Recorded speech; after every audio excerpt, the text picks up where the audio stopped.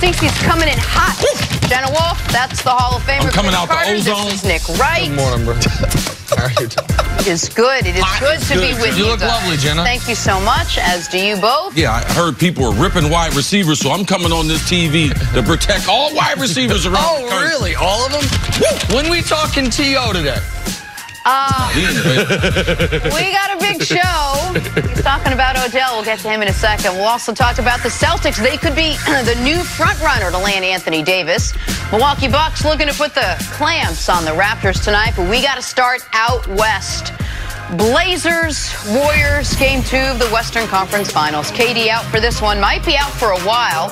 More on that later. Warriors trailed by as many as 17 in this one, but Kevon Looney's dunk with 53 seconds left puts them up 1. 15 seconds to go. Same score. Steph Curry to Draymond Green, and Warriors go up 3. Last chance for Portland. Dame Lillard working it, stripped by Andre Iguodala. Lillard wanted the foul, but no call there. Warriors pull out the win, 114-111. They take a 2-0 series lead now. And oh, by the way, Steph finished the night with 37 points. Here's head coach Steve Kerr after the win. We stole that game. I thought they outplayed us for much of the night, the majority of the night. But, you know, we brought enough competitive fire in the second half to overcome, you know, their great play. I mean, they stole it, but they're in the stretch. They made more plays than us in, you know, the last 2 minutes, last 3 minutes. But I mean, I like our chances going forward. I like the way we came out and competed. You know, we got to bring that same energy at home. Nick, I'll start with you. Kerr and CJ said the Warriors stole that game. Did the Warriors win, or did the Blazers blow it? The Warriors won the game in the third quarter with that 13-0 run, instantly erasing all the work the Blazers had done in the first half. But then at the end, when the Blazers had an 8-point lead with 4.5 minutes left, then the Blazers blew it. Once they were up 108-100, they had 9 possessions. They scored on one of those possessions. Our friend C.J. McCollum had a really rough finish to the game, 0 for 5 in that stretch. They couldn't get stops. Draymond Green was doing everything he wanted, orchestrating the offense. So it was a patented Warriors punch that got the Warriors back in the game in the third quarter that put them in position to win it. But the Blazers responded to the punch, built an 8-point lead, 4.5 minutes left, and then all of a sudden the game ends on a 14-3 run. And to me, that was partially at the end, the Warriors making plays, but more so at the end, the Blazers not being able to execute their offense, not being able to execute basic defensive fronts and personalities as far as what you're going to do when Draymond gets the basketball as far as trying to initiate the offense. So I thought the Blazers blew it down the stretch, and this is one, contrary to what CJ said, he can be encouraged because they did play well. They did show some things. You can't get this game back, and if they were going to make a real series out of it, they almost assuredly had to win last night. Yeah, the Blazers did exactly what I thought they would do, and that's they would make adjustments and not turn the ball over. We knew they would try to attack Steph Curry. That doesn't mean you're going to be successful, but they did have a different game plan where they did have the bigs clamp down on Steph instead of sagging back into the lane or around the free throw line, and they did take care of the ball better. So they gave themselves a chance to win. Early in the game, what gave them the lead was they were moving the ball around, and the other guys were scoring the basketball. They shot the basketball, especially early, from a high level, especially from the three-point line. And you could see that they were re-energized with the opportunity. They really believe that they match up with this team really well. In the third quarter, and with the Warriors making that comeback, I think it's the second biggest comeback at halftime, down by 15.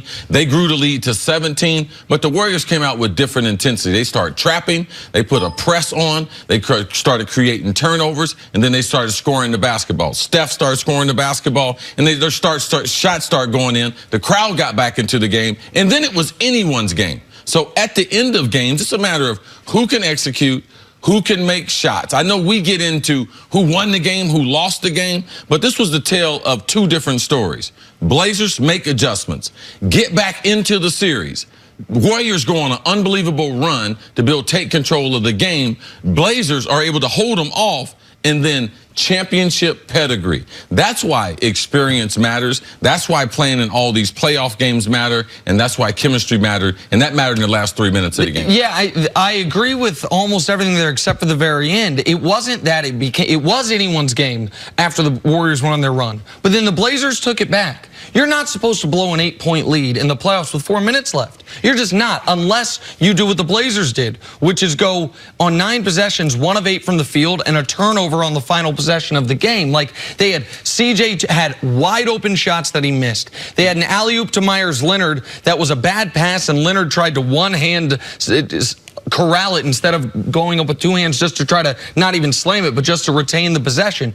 They felt, to me, the pressure of the moment and were not able to execute in that moment. The first half, the Blazers offensively were extraordinary. I think 11 of 22 from 3, but their inability to deal with what is a pretty basic defense, which is we're going to trap the pick and roll. We're going to try to force the ball out of Dame and CJ's hands. They were saying it on the broadcast on the right. Start slipping those screens. Go up like you're going to screen. When they go to the trap, slip towards the basket. That's what the Warriors have made so much of their money on the last few years is, oh, you're going to try to trap our pick and roll. We'll slip the screens and roll to the basket. Well, everyone doesn't have a Draymond that's going to be right there at the point of the offense to be able to orchestrate, and they haven't been doing that all season. So now in the highest level, against the best competition, it's hard to do things. That's why Golden State does it. Good teams force you to do things that you're not good at and things you don't do. And as you watch games play out, which team can force the other team to do some things? Now, you're going to have open shots. You got to be able to make them. That's any. Toronto, Portland. So to me, I don't get into the pressure. Because if a guy misses an open shot, it's not because of the pressure. He just missed an open shot. They could not make shots there late in the game, but you got to give the Warriors credit because that second half, what they did defensively, was the reason why they got the opportunity to win 4 out of 5 championships. I think what you said is so key. Experience actually factors in here. Draymond said after the game, we felt okay even being down 8. We know us. We know what we can do. We just have to make a few shots. We're confident in ourselves. But at this point, is there any chance Portland can get back into this series? Absolutely. I wanted them to do exactly this because you want guys to have confidence. What did CJ say after the game? Wow, we feel like, man, we can face up against this team. They made some adjustments, and the adjustments worked. A lot of times you get in a situation like this. Now, I know the numbers say that 91% of the teams that are down 2-0 in the conference finals, the team up 2-0, they're going to win. But you look at the game plan for game number 3, like if we can make a few more adjustments, if I make some shots, CJ and them are like, man, we're right in this series. Now, they must win game number 3. Everyone knows that, but you can be confident that how they played for 3.5 quarters was they played some championship level basketball. And you can even make the argument how they played the entire game would have been good enough to win if that game were in Portland and not Oracle. That 13-0 run in the fourth quarter, I don't think happens if it's in Portland and not Oracle. So can they get back into this series? Yeah. They could win both games in Portland. I think in order for them to win the series, much like we felt about the Rockets series before the Kevin Durant injury we thought might have changed things, you needed to take one of these first 2 games, especially if you were in position to take one of these first 2 games. In my mind now, the Blazers are in a spot where they got to beat the Warriors 5 out of 7. Yep. Because they had them beat last night. They let them off the hook. And so can they get back in the series? Sure. Can they win the series? Very, very tough. I think sometimes when we're doing shows like this, we do series a disservice. Because we always try to figure out who's going to win. And in these series, man, it can change a lot of different ways. All right? The home court, the Warriors, they've earned the home court. They were supposed to win those 2 games. Portland put themselves in position in game number 2.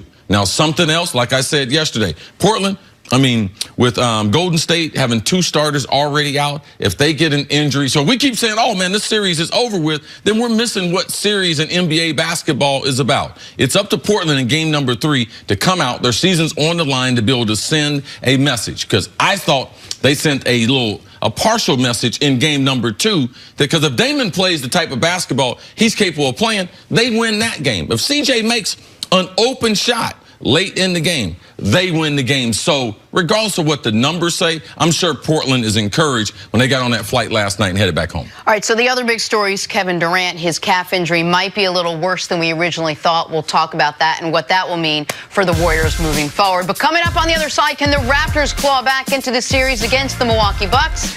That is next on FS1. You can always check us out on the Fox Sports channel on Sirius.